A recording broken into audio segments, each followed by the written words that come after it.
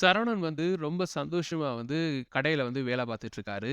அப்ப வந்து பழனி அங்க வராரு. வந்துட்டு சரவணன் கிட்ட கேட்கிறாரு, "என்னடா ஒரே ஜாலியா இருக்க?" அப்படின்ற மாரி கேட்கிறாரு. அப்ப உடனே வந்து சரவணன் வந்து சொல்றாரு, "இல்ல மாமா நார்மலா தான் இருக்கேன்." அப்படின்ற மாரி சொல்லிட்டு இருக்காரு. "ஆமா நேத்து வந்து கோர்ட் ஹியரிங்க்கு போனியே என்னாச்சு?" அப்படின்ற மாரி கேட்கிறாரு. அப்ப வந்து சரவணன் வந்து சொல்றாரு, "இல்ல மாமா நான் வந்து என் முடிவுல வந்து தெளிவா தான் இருக்கேன். எனக்கு வந்து டைவர்ஸ் வேணும் அப்படின்ற மாரி தான் சொன்னேன்." அப்படின்ற மாரி சொல்றாரு. "என்னடா நீ?" அப்படின்ற மாதிரி சரவணன் கிட்ட வந்து பழனி வந்து கேட்கிறாரு. அப்ப உடனே வந்து சரவணன் வந்து சொல்றாரு, "மாமா வீட்ல இருக்க எல்லாருமே வந்து நான் எடுத்த முடிவு பிழை அப்படின்ற மாரி சொல்லிட்டு இருக்காங்க.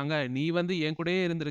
உனக்கே தெரியும் எவ்வளோ கஷ்டப்பட்டுருக்கேன் நான் அப்படின்னு சொல்லி, நீயும் வந்து இப்படி சொல்றியே மாமா அப்படின்ற மாரி கேட்கிறாரு. இல்லடா உன் நிலைமை எனக்கு புரியுது. மயிலும் நெறைய ஏமாத்தியிருக்கா. அதுவும் எனக்கு தெரியுது. அது மட்டும் இல்லாம அந்த குடும்பமே வந்து நம்ம முழு குடும்பத்தையும் கொண்டு போய் ஜெயில்ல உட்கார வச்சாங்க. அதெல்லாம் மறக்கவே முடியாத ஒரு விஷயம் தான். இருந்தாலும் அந்த பொண்ணு வந்து இப்ப மாசமா இருக்காளே! அப்படி இருக்கும்போது தான் யோசனையா இருக்கு அப்படின்ற மாரி சொல்றாரு. அப்ப உடனே வந்து சரவணன் வந்து சொல்றாரு, "நான் வந்து வீட்ல இருக்க எல்லார்கிட்டயும் மறுபடியும் சொல்ட்டேன். எல்லார்ட்டயும் சொல்லியிருக்கேன். அதே மாதிரி உன்கிட்டயும் சொல்றேன் மாமா. அது வந்து என் குழந்தை தான். அதுல எந்த மாற்று கருத்துமே கிடையாது. அந்த குழந்தைய நானே வளர்க்கப் போறேன். அது மட்டும் இல்லாம கோர்ட்ல வந்து அடுத்த வாட்டி நான் சொல்லப் போறேன். குழந்தை பெத்தோன என்கிட்ட நேரா கொண்டு வந்து குடுத்துட சொல்லப் போறேன். நான் தான் குழந்தைய வளர்க்கப் போறேன். ஏன்னா, அவ வளர்த்தா அப்படின்னா, என் குழந்தை வந்து கண்டிப்பா வந்து அந்த குடும்பம் மாதிரியே தான் இருக்கும். போய் பித்தலாட்டம்னு வளர்ந்துரும். அப்படி வளர்க்க விரும்பல என் குழந்தைய. நான் வந்து என் குழந்தைய நான் தான் வளர்க்கப் போறேன்." அப்படின்ற மாரி சொல்லிட்டு இருக்காரு. அப்ப உடனே வந்து பழனி வந்து சொல்றாரு, "அதெல்லாம் சாத்தியமாடா? கோர்ட்ல அப்படியெல்லாம் முடிவு பண்ண மாட்டாங்க. அம்மா கூட தான் குழந்தைய வந்து போக சொல்லுவாங்க." அப்படின்ற மாதிரி சொல்றாரு. "இல்ல மாமா நான் வந்து ஃபைட் பண்ணுவேன். என்னால முடிஞ்ச அளவுக்கு ஃபைட் பண்ணி எப்படியாவது என் குழந்தைய வந்து நான் தான் வளர்ப்பேன்." அப்படின்ற மாரி சொல்லிட்டு இருக்காரு. அப்ப உடனே வந்து பழனி வந்து சொல்றாரு, "என்னடா உன் வாழ்க்கை இப்படி ஆயிருச்சே! இத நினைச்சு எனக்கு ரொம்ப கவலையா இருக்கு." அப்படின்ற மாரி சொல்லிட்டு இருக்காரு. "மாமா கவலைப்படாதீங்க மாமா. எல்லாம் கொஞ்ச நாள் தான். இன்னும் 1 மாசத்துல வந்து எனக்கு வந்து டைவர்ஸ் கிடைச்சிரும்." அப்படின்ற மாரி சொல்றாரு. அப்ப உடனே வந்து பழனி வந்து கேட்கிறாரு, "சரிடா டைவர்ஸ் கிடைச்சிரும். அதுக்கப்புறம் என்ன பிளான் பண்ணியிருக்க? அந்த குழந்தைய வந்து தனியா வளர்க்க போறியா? அது மட்டும் தான் பிளானா?" அப்படின்ற மாரி கேட்கிறாரு. அப்ப வந்து சரவணன் வந்து சொல்றாரு, "பெருசா யார்ட்டயும் சொல்லல மாமா. உன்கிட்ட மட்டும் சொல்றேன்." அப்படின்ற மாரி சொல்லிட்டு அஞ்சலி விஷயத்த வந்து பழனி கிட்ட சொல்றாரு. பழனிக்கு பயங்கர ஷாக்கு. "ஏன்டா அந்த பொண்ணாடா?" அப்படின்ற மாரி கேட்கிறாரு. "ஆமா மாமா. நம்ம நேரம் வந்து பார்த்தீங்களா, எனக்கும் டைவர்ஸ் ஆக போகுது. அவளுக்கு டைவர்ஸ் ஆயிருச்சு. 2 பேருமே இப்ப சிங்கிளா இருக்கோம். மறுபடியும் எதர்ச்சியா தான் பார்த்துக்கிட்டோம். ஆனா அது கோயில்லயே பார்த்துக்கிட்டோம் அப்படின்னா, கடவுள் அத தானே மாமா விரும்புறாரு. நானும் அஞ்சலியும் சேர்றது தானே விரும்புறாரு." அப்படின்ற மாதிரி எக்கச்சக்கமா வந்து சரவணன் வந்து அடிச்சு விட்டுட்டு இருக்காரு. அப்ப வந்து பழனி வந்து சொல்றாரு, "எதுனாலும் பார்த்து முடிவெடு சரவணா. அவசரப்படாத." அப்படின்ற மாரி சொல்லிட்டு அங்கருந்து அப்படியே கிளம்பி போறாரு. சரவணன் வந்து பழையபடி வந்து அஞ்சலிக்கு வந்து மெசேஜ் பண்ணிக்கிட்டு அப்படியே வந்து வேலைய வந்து பார்த்துக்கிட்டு இருக்காரு. அப்படியே இந்த பக்கம் வந்து ராஜி அவங்க வந்து எக்ஸாமுக்கு போறதுக்கு வந்து ரெடி ஆயிட்டு இருக்காங்க. ரெடி ஆகி சென்னைக்கு போறாங்க. போகும்போது எல்லார்கிட்டயும் வந்து பிளெஸிங்ஸ் வாங்கிட்டு இருக்காங்க. அப்படியே வந்து கதிர் வராரு. வந்து ஆல் த பெஸ்ட் சொல்றாரு. அப்போ வந்து ராஜி தேங்க்ஸ் அப்படின்ற மாதிரி ஒரு மாதிரியா சொல்லிட்டு அந்த பக்கம் திரும்பி போறாங்க. "என்ன இவ இப்படி பண்றா?" அப்படின்ற மாதிரி கோமதி வந்து கேட்கறாங்க. அப்ப உடனே வந்து பாண்டியன் வந்து சொல்றாரு, "பின்ன கார்ல கூட்டிட்டு போகாம பஸ்ல அனுப்புறான். அவளுக்கு கோவம் வரும் தானே?" அப்படின்ற மாதிரி சொல்றாரு. அப்போ வந்து கோமதி வந்து சொல்றாங்க, "அவனுக்கு என்ன அவசரமோ தெரியல." அப்படின்ற மாரி சொல்றாங்க. அப்ப உடனே வந்து பாண்டியன் சொல்றாரு, "உன் பையன விட்டு குடுக்க மாட்டியா நீ?" அப்படின்ற மாரி சொல்லிட்டு இருக்காரு. "இல்ல எனக்கும் புரியுது. அவன் கொஞ்ச நாளா வந்து ஒரு மார்க்கமா தான் இருக்கான். அன்னைக்கு அம்மா கிட்ட பேசினதா இருக்கட்டும், இப்ப ராஜி கிட்ட இவன் நடந்துக்கிறதெல்லாம் இருக்கட்டும், எல்லாமே வித்தியாசமா தான் இருக்கு. என்னன்னு பார்ப்போம். இப்போதைக்கு அவ வந்து எக்ஸாமுக்கு போகணும். சந்தோஷமா போயிட்டு வரட்டும். வழி அனுப்பி வைப்போம்." அப்படின்ற மாரி சொல்றாங்க.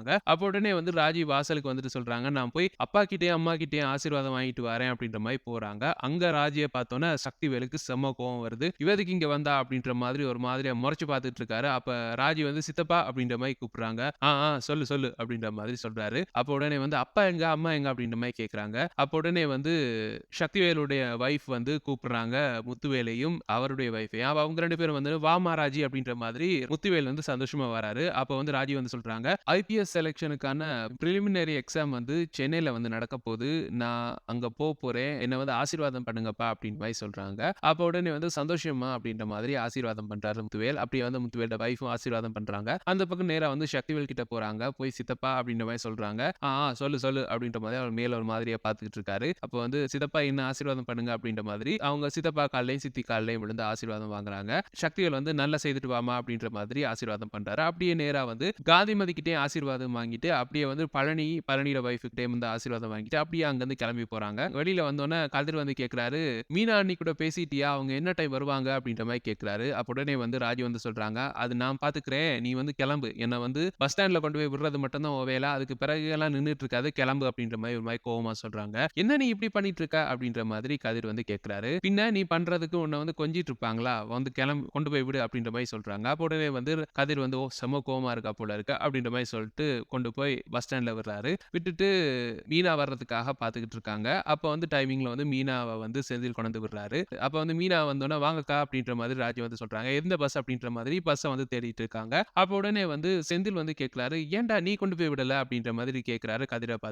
கதிர் வந்து சொல்றாரு, "இல்ல எனக்கு இன்னொரு வேலை ஒண்ணு இருக்கு" அப்படின்ற மாரி சொல்றாரு. "என்ன வேலை? அவ வந்து இத்தன மாசமா படிச்சுட்டு எக்ஸாமுக்கு போறா. இத்தன நாள் அவ கூட இருந்த நீ எக்ஸாம் டைம் கூட இருக்க தானே வேணும். நீ ஏன் கொண்டு போய் விடல?" அப்படின்ற மாதிரி கேட்டுக்கிட்டு இருக்காரு. "உனக்கு சொன்னா புரியாதுண்ணா. எனக்கு வந்து அவசரமான ஒரு வேலை ஒண்ணு இருக்கு. ஒரு கஸ்டமர வந்து கூட்டிட்டு போ வேண்டியிருக்கு. அது மட்டும் இல்லாம அவர் வந்து நான் வந்தா தான் கம்ஃபர்டபுளா ஃபீல் பண்ணுவாரு. அவருக்கு வந்து நான் ஆரம்பத்திலேயே வந்து நம்பிக்கை குடுத்துட்டேன். நான் வாரேன் அப்படின்னு சொல்லி, இப்ப சடனா வந்து நான் வரல அப்படின்னா, அது சிக்கலாயிரும்ண்ணா. இவ வந்து தனியா போயிட்டு வந்தவ தானே ஆல்ரெடி போயிட்டு வரட்டும் அப்படின்ற மாரி சொல்லிட்டு இருக்காரு. என்னவோடா சரி இவங்க 2 பேரும் போறாங்க. அதனால பிரச்சனை இல்ல. அவங்கவங்க பார்த்துப்பாங்க அப்படின்ற மாரி சொல்றாங்க. அப்படியே வந்து இவங்க வந்து பஸ்ல ஏறிட்டாங்க. அப்ப இவங்கள வழி அனுப்பி வச்சுட்டு செந்தில், கதிர் எல்லாருமே கிளம்பி போறாங்க. அப்போ வந்து ராஜி கிட்ட வந்து மீனா வந்து கேட்கறாங்க. "ஏன் கதிர் வரல?" அப்படின்ற மாரி கேட்கறாங்க.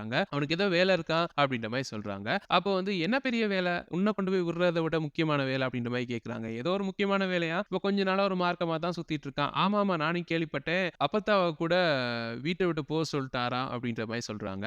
ஆமா, அதுவும் என்ன அப்படின்னு காரணம் கேட்டாலும் சரியான காரணம் சொல்றான்ல. அப்பா வந்து ரோட்ல யாரையோ மீட் பண்ணாராம். அவங்க வந்து அவர வந்து அசிங்கப்படுத்துனாங்களாம். அதாவது பெத்தம்மா வீட்ல வச்சிருக்க தெரியல. தங்கச்சி வீட்டுக்கு அனுப்பிட்டான் அப்படின்ற மாதிரியெல்லாம் அசிங்கப்படுத்துனாங்களாம். அத கேட்டுட்டு தான் இவன் அப்படி அனுப்புனானா அப்படின்ற மாதிரிலாம் கதை விடுறான். எனக்கெல்லாம் அதுல நம்பிக்கை இல்ல. இதுல வேற ஏதோ ஒண்ணு இருக்கு. என்ன அப்படின்னு தெரியல. நான் வந்து இந்த எக்ஸாம்னால என்னால வந்து வேற எதுலயுமே கான்சன்ட்ரேட் பண்ண முடியல. இத முடிச்சுட்டு வந்து பார்த்துக்கிறேன் அப்படின்ற மாரி தான் இருக்கேன் அப்படின்ற மாரி சொல்றாங்க. அப்ப உடனே வந்து இவங்க 2 பேருமே பேசிட்டு அப்படியே நேரா வந்து சென்னைக்கு போறாங்க. இந்த பக்கம் பார்த்தோம்னா, கதிர் வாராரு. வந்தோனே கதிருக்கு வந்து முத்துவேல் வந்து ஃபோன் பண்றாரு. ஃபோன் பண்ணிட்டு கேட்கிறாரு, "நீ ஏன் போகல ராஜி கூட?" அப்படின்ற மாரி கேட்கிறாரு. "இல்ல உங்கள வந்து ஹாஸ்பிட்டல் கூட்டிட்டு போணும்ல. அந்த வேலை இருக்கு தானே. அதுக்கு தான் போகல." அப்படின்ற மாரி சொல்றாரு. "அது நான் வேற யார் கூடயாவது போய்ப்பேன் தானே. ஏன் இந்த வேலை? இப்ப வந்து ராஜி வந்து என்ன நினைப்பா அத?" அப்படின்ற மாரி கேட்கிறாரு. "அதெல்லாம் நான் ராஜி கிட்ட பேசிட்டேன். இப்ப வந்து இதுதான் முக்கியம். உங்க ஹெல்த்த பார்க்கணும். உங்கள எப்படியாவது இதுலருந்து ரிகவர் பண்ணணும். அதுதான் முக்கியம். அது மட்டும் தான் என் மண்டைக்குள்ள ஓடிட்டு இருக்கு." அப்படின்ற மாதிரி கதிர் வந்து சொல்றாரு. அப்ப உடனே வந்து முத்துவேல் வந்து சொல்றாரு, "இப்பதான் அந்த டாக்டர் வந்து எனக்கு வந்து ஃபோன் பண்ணாரு. அவர் வந்து இப்ப சென்னையில இருக்காராம். சென்னைக்கு தான் போ வேண்டி வரப்போகுது. சென்னையில நாளைக்கு மார்னிங் 10 மணிக்கு அப்பாயின்ட்மென்ட் வந்து ஷெட்யூல் பண்ணியிருக்காங்க." அப்படின்ற மாரி சொல்றாரு. "கண்டிப்பா கிளம்பலாம்." அப்படின்ற மாரி சொல்றாரு கதிர். அப்ப முத்துவேல் வந்து சொல்றாரு, "நான் வீட்ல ஏதாவது சொல்லிட்டு வாரேன். அதே மாதிரி அன்னைக்கு மீட் பண்ண இடத்திலேயே மீட் பண்ணி கிளம்புவோம்." அப்படின்ற மாரி சொல்றாரு. கதிரும் சரி அப்படின்ற மாரி சொல்றாரு. அப்படியே வந்து கதிர் கோமதிட்ட வந்து சொல்றாரு, "அம்மா நான் கிளம்புறேன், போயிட்டு வரேன்." அப்படின்ற மாரி சொல்றாரு. அப்ப அவங்க கேட்கறாங்க, "எங்க போற?" அப்படின்ற மாரி கேட்கறாங்க. அப்ப வந்து சென்னை அப்படின்னு சொன்னோனே, "என்ன சென்னையா? இப்ப நான் ராஜி கேட்க போமாட்டேன் அப்படின்னு சொன்னேன்." அப்படின்னோனே, "இல்ல, இல்ல சென்னை இல்ல, சென்னை இல்ல. சென்னைக்கு முன்னாடி" அப்படின்னு சொல்லி ஒரு இடத்த வந்து சொல்றாரு. அப்ப வந்து கோமதி வந்து ஒரு மாதிரியா வந்து கதிர பார்க்குறாங்க. "உன் போக்கே சரியில்ல." அப்படின்ற மாரி சொல்றாங்க. "இல்லம்மா, இல்லம்மா நான் போயிட்டு வந்துடுறேன்ம்மா. நாளைக்கு நைட்டுக்குள்ள வந்துடுறேன்." அப்படின்ற மாரி சொல்றாரு. "சரி கவனமா போயிட்டு வா. சாப்பிட்டு போடா." அப்படின்ற மாரி சொல்றாங்க. "இல்ல, இல்ல எனக்கு சாப்பாடு வேணாம். நான் போற வழியில சாப்பிட்டுக்கிறேன்." அப்படின்ற மாதிரி கதிர் வந்து அவசர அவசரமா ஓடி போறாரு. அப்ப வந்து பாண்டியன் கேட்கிறாரு, "எங்க கிளம்பி போறான் இவ்வளவு அவசரமா?" அப்படின்ற மாரி கேட்கிறாரு. "இல்ல அவனுக்கு வந்து ஏதோ சவாரி வந்திருக்கான். அந்த கஸ்டமர் வந்து கூட்டிட்டு போணுமா, அதான் அவசர அவசரமா ஓடுறான்." அப்படின்ற மாரி சொல்றாரு. "ஏன் இவன் இப்படி இருக்கான்? அந்த பொண்ண வந்து கூட்டிட்டு போலாம்ல. இப்ப பாரு அவ என்ன நினைப்பா? தனியா போயிட்டு இருக்கா." அப்படின்ற மாரி சொல்றாங்க. அப்ப உடனே வந்து கோமதி வந்து சொல்றாங்க, "சரி தனியா போல. மீரா கூட தானே போறா. 2 பேருமே போயிட்டு வரட்டும்." அப்படின்ற மாரி சொல்றாங்க. "அது சரி." அப்படின்ற மாரி சொல்லிட்டு இவங்க 2 பேருமே அந்த பக்கம் போறாங்க. அதே மாதிரி இவங்க அதாவது கதிரும், முத்துவேலும் வந்து நடுவுல வந்து மீட் பண்ணிட்டு நேரா வந்து சென்னைக்கு போயிட்டாங்க. சென்னைக்கு போயிட்டு டாக்டர் அப்பாயின்ட்மென்ட்க்கு வந்து போறாங்க. இந்த பக்கம் வந்து ராஜி வந்து அவங்க எக்ஸாம் போயிட்டு அப்படியே அவங்களும் வெளியில வராங்க. வெளியில வந்தோனே மீனாவும் அவங்க வொர்க் எல்லாம் முடிச்சுட்டு வராங்க. அப்ப 2 பேருமே வந்து பேசிட்டு இருக்கும்போது மீனா வந்து சொல்றாங்க, "இங்க வந்து ஒரு கேன்சர் ஹாஸ்பிட்டல் ஒண்ணு இருக்கு. அங்க வந்து என் ஃப்ரெண்ட் வந்து ட்ரீட்மெண்ட் எடுத்துட்டு இருக்கா. அவள போய் பார்த்துட்டு வருவோம்." அப்படின்ற மாரி சொல்றாங்க. அப்போ வந்து சரிக்கா போயிட்டு வரலாம் அப்படின்ற மாதிரி நேரா அங்க போறாங்க. அங்க போற நேரம் வந்து பார்த்தா, அங்க வந்து கதிரையும், முத்துவேலையும் வந்து கண்டுர்றாங்க 2 பேருமே. 2 பேரும் பார்த்து பயங்கரமா ஷாக் ஆகுறாங்க. இவன் வந்து வேற எங்கேயோ போணும், யாரோ கஸ்டமர் இருக்காங்கன்னுலாம் சொன்னா, இங்க வந்து நிக்கிறானே, அப்பாவோட நிக்கிறானே அப்படின்ற மாதிரி ராஜி வந்து ஷாக்கிங்கா வந்து கேட்கறாங்க. அப்போ வந்து மீனா சொல்றாங்க, "அதுதான் எனக்கும் புரியல. ஏன் இவங்க 2 பேரும் இங்க நிக்கிறாங்க?" அப்படின்ற மாரி கேட்கறாங்க. அப்போ வந்து ராஜி சொல்றாங்க, "அவன் வந்து அப்பா கூட இப்படி பேசி க்ளோஸா இருக்கான் அப்படின்னு நினைச்சு சந்தோஷப்படுறதா? இல்ல இவங்க 2 பேருமே எதையோ மறைக்கிறாங்களே அப்படின்னு நினைச்சு கவலைப்படுறதான்னு தெரியலையே." அப்படின்ற மாதிரி யோசிச்சுட்டு இருக்காங்க. அப்படியே வந்து மீனா சொல்றாங்க, "வா போய் பேசுவோம்." அப்படின்ற மாரி சொல்றாங்க. அப்ப உடனே ராஜி சொல்றாங்க, "இல்ல, இல்ல வேணாம், வேணாம். இப்ப போய் பேசணும் அப்படின்னா இவங்க வந்து உஷாராயிருவாங்க. நான் வீட்டுக்கு போனதுக்கு பிறகு அவன்கிட்ட வந்து பேசி, இது என்ன விஷயம் அப்படின்னு சொல்லி நான் அவன்கிட்ட இருந்து போட்டு வாங்குறேன்." அப்படின்ற மாரி சொல்றாங்க. அதுவும் சரிதான். அப்ப வா அவங்க கண்ல படாம அந்த பக்கம் போயிருவோம் அப்படின்ற மாதிரி இவங்க 2 பேரும் அவங்க கண்ல படாம மத்த சைடால வந்து அப்படியே போறாங்க. அந்த டைம் பார்த்து கதிர் இந்த பக்கம் இவங்க பக்கம் திரும்புறாரு. அப்படியே இந்த எபிசோட வந்து முடிக்கிறாங்க. இப்படிதான் நாளைக்கு அது மட்டும் இல்லாம அப்கமிங் வீக் எபிசோட்ஸ் நடக்கும் அப்படின்னு சொல்லி நாங்க பிரெடிக்ட் பண்ணியிருக்கோம். எங்களுடைய இந்த பிரெடிக்ஷன்ஸ் எப்படி இருக்கு உங்களுடைய கருத்துக்கள கீழ கமெண்ட்ஸ் வாயிலாக தெரிவிச்சுக்கங்க. மேலும் பிரெடிக்ஷன்ஸ பெற்றுக்கொள்ள எங்க சேனல மறக்காம சப்ஸ்கிரைப் பண்ணி இணைந்திருங்க. Thank you.